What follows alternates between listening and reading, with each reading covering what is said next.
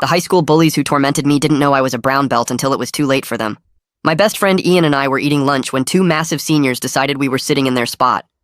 The bigger one, Craig, dumped my tray over my head while his friend Jeremy laughed, saying freshmen weren't allowed in the senior section, even though there wasn't a senior section and everyone knew it. Ian tried to say we'd move, but Craig snapped his glasses in half and dropped them in his chocolate milk, asking if he could see better now. My fists were shaking under the table, but I forced them open because Sensei always said karate was only for protection, never for being pissed off.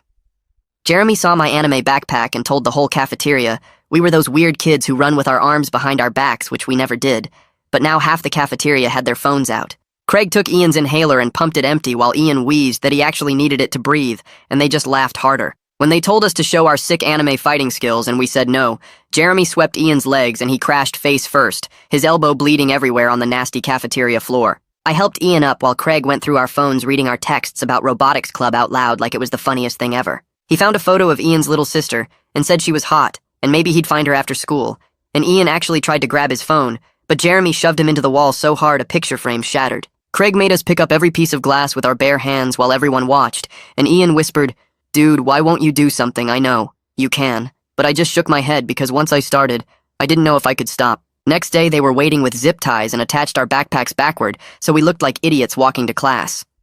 Jeremy filmed it saying, "This is what happens to kids who think life is like anime where weak kids suddenly get powerful.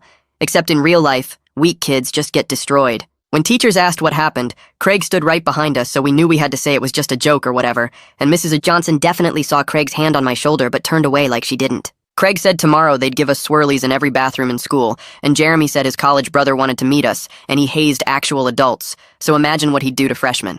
Ian grabbed me in the locker room practically crying and said, "Please just fight back once, you know you could end this." But I told him fighting back when I was trained would land me in serious trouble. After school, Craig grabbed my arm saying I had spaghetti muscles and asked if I'd ever even thrown a punch, which was insane.